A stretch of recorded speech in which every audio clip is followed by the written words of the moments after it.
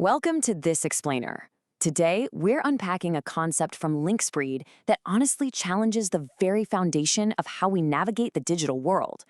We're looking at a groundbreaking shift from the centralized internet we all know to the decentralized Web4 ecosystem.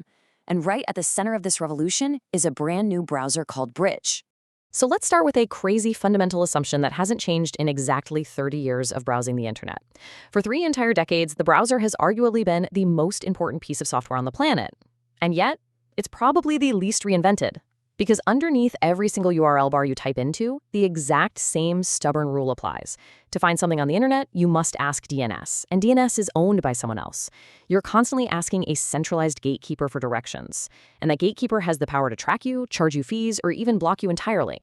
Now, you might be wondering, with our tabs getting lightning fast and syncing perfectly across all our devices, why do we need a totally new browser at all? Why not just build a clever extension or some sort of gateway site for the browsers we already use every single day to get around this gatekeeper issue? Well, to answer that, we first need to look at what we can call the 30-year browser problem.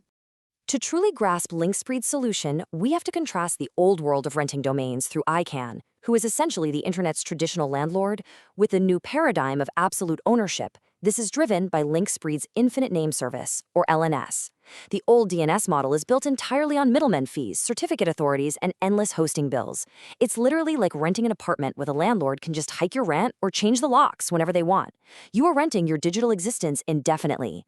LNS completely flips the script. It offers absolute ownership with absolutely no recurring fees, utilizing a native peer-to-peer Web4 protocol. Instead of renting my digital apartment, you own your digital house outright. You permanently own your domain, your identity, and your personal data. Which brings us directly into the heart of Web4 and the concept of infinite naming. Let's define exactly what that means. Web4 is Linkspreed's vision of a decentralized, user-owned internet that prioritizes privacy, scalability, and interoperability way beyond the limits of Web3. Now, we all remember the clunkiness of early Web3, right? It was often super slow, incredibly expensive with those high gas fees, and ironically reliant on centralized bridges just to function. Web4 uses a totally different addressing scheme and a completely different notion of identity to solve those exact bottlenecks. So the crucial point here is that retrofitting Web4 onto a legacy browser just produces those same old clunky workarounds, and that is exactly why a native solution was required. Bridge is literally the crossing point between the web we have today and the web Linkspreed is building for tomorrow. So instead of a traditional registry, LNS uses that peer-to-peer Web4 protocol to actually tie your custom domain directly to your universal digital identity. This creates what they call a permanent, uncensorable cryptographic anchor. Think of it like a digital fingerprint that is bolted directly to the bedrock of the internet. It's completely immune to censorship or server outages. And I really want to emphasize this. LNS does not run over DNS. It's a completely different protocol that fundamentally changes how identity is secured online without needing any centralized middlemen whatsoever. But here's a really good question. How do you actually find anything in a peer-to-peer network if there's no central server? Well, Web4 relies on the HELION routing engine to handle the traffic completely peer-to-peer. Instead of a centralized post office sorting all the mail for everyone, HELION acts like an intelligent, invisible network of peers passing the message directly to its destination. It dynamically manages traffic so that a Web4 address resolves instantly and securely, without ever touching a centralized system. It is basically the invisible routing magic that keeps this entire decentralized web running seamlessly. And this new architecture translates directly into an infinite menu of domains. Through the LNS-free TLDs R&D initiative, that fixed, boring menu of .coms and .nets simply disappears. You can have any conceivable top-level domain, you can use your own name, your personal brand, or, get this, even emojis as domains. Linkspreed frames this as a way to build entire digital cities, and they're targeting a rollout by the end of 2026. Oh, and importantly, by removing traditional hosting, you eliminate what we can call the traditional success tax. Imagine finally going viral, having this incredible moment of massive traffic, and your reward is a huge, unexpected server bill because your hosting costs just skyrocketed. Yeah, LNS eliminates that success tax entirely. Okay, so how do we actually browse this? Let's dive into Bridge and natively decentralized browsing.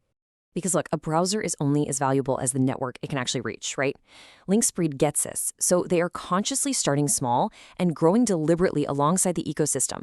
Their rollout strategy kicks off by launching a lightweight Bridge Lite client on Android, which makes perfect sense because mobile is where the world actually lives and browses today. From there, step 2 is expanding to Windows Desktop. Step 3, extending to further operating systems over time. And finally, step 4, layering on capabilities progressively as the Web4 ecosystem matures.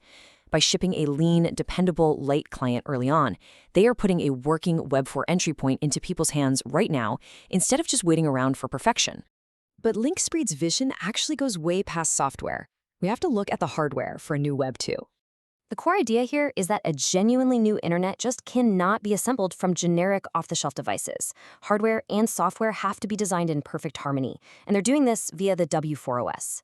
Once LNS resolution lives directly at the operating system level, your device changes fundamentally. Think about that for a second. Your phone is no longer just a window looking into the internet. It literally becomes a structural brick in the internet itself. And the Winx hardware ecosystem is what brings this to life. First up, we've got the W4 Phone Gen 1, designed for the mass market at under $200, which makes Web4 entry incredibly accessible globally. But the real game changer? That's the W4 Phone Gen 2. This thing packs 16 gigabytes of RAM and a full terabyte of storage. Imagine carrying a device that doesn't just connect to social media, but actually has the computing power to act as a personal server right in your pocket. You can self-host your own applications or even run your own personal social network. And looking to the future, the ecosystem will expand to W4 books, smart rings, and smart glasses, all functioning with that crucial OS-level LNS integration built right in. All of this infrastructure leads us to the ultimate goal of this entire initiative: conquering the last mile. You see, every decentralization movement always hits this exact same wall. Accessing it usually requires way too many gateways, complex extensions, managing confusing wallets, or memorizing insane seed phrases. It basically leaves the decentralized web as a complicated hobbyist's internet. But Bridge acts as the direct, permanent on-ramp. It literally removes the last-mile wall, turning Web4 from a mere technical specification into a simple address you can actually just type into a bar. It's positioned as the true on-ramp to an internet where your address actually belongs to you permanently, with zero invoices attached. So the technology is officially here. Absolute digital ownership is poised to completely reshape our daily lives. And that leaves us with one massive, provocative question to think about. What will people build once the browser finally stops asking permission?